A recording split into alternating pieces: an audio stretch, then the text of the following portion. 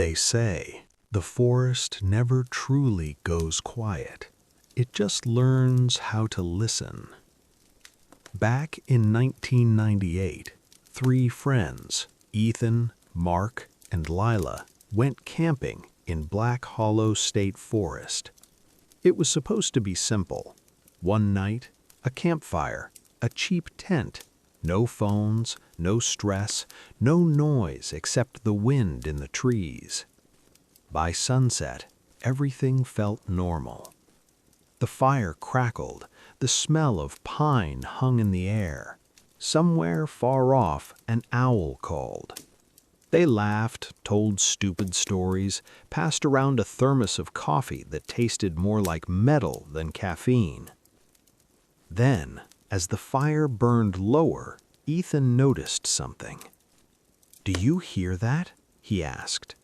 Mark rolled his eyes. "Hear what?" Ethan tilted his head. "Footsteps." They all went quiet. At first, it did sound like footsteps, slow, careful, circling just beyond the reach of the firelight. Crunch, pause, crunch, pause. "Probably a deer," said Lila, though she didn't sound convinced. Mark grabbed a flashlight and shined it towards the trees. Nothing. The footsteps stopped.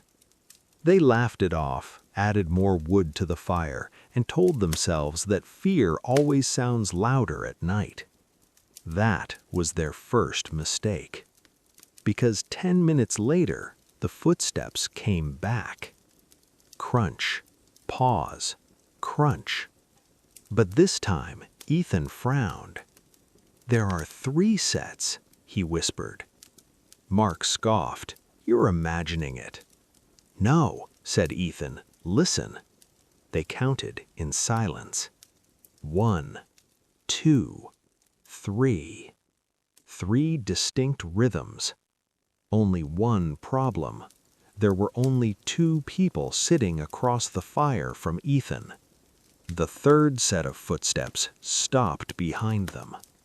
Slowly. Too slowly. Lila turned around first. She screamed. Just beyond the firelight stood a figure, tall, thin, and wrong in a way that made Ethan's stomach drop.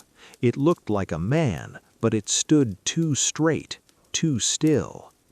Its head was tilted slightly, like it was studying them, learning. Its feet were bare. Mark lunged for the flashlight again, hands shaking. The beam hit the figure's legs first.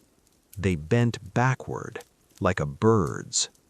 The light climbed higher, and the thing smiled.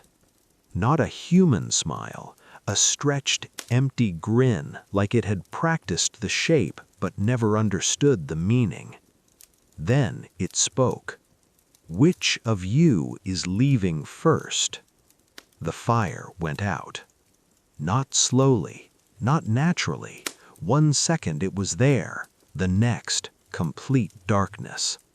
Mark ran. Ethan shouted. Lila didn't move. When the fire flared back to life, just a flicker, Mark was gone. No footsteps, no scream, no sound at all. Only 2 sets of footprints remained near the campsite.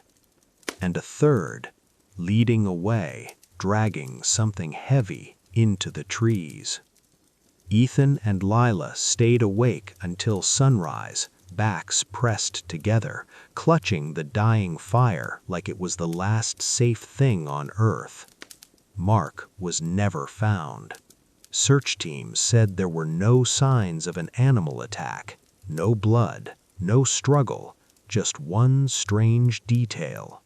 3 sets of footprints were found leaving the campsite, but only 2 came back. And to this day, hikers in Black Hollow report something unsettling. When they walk alone at night, they hear footsteps. 1 behind them, 1 beside them, and a third that doesn't belong to anyone.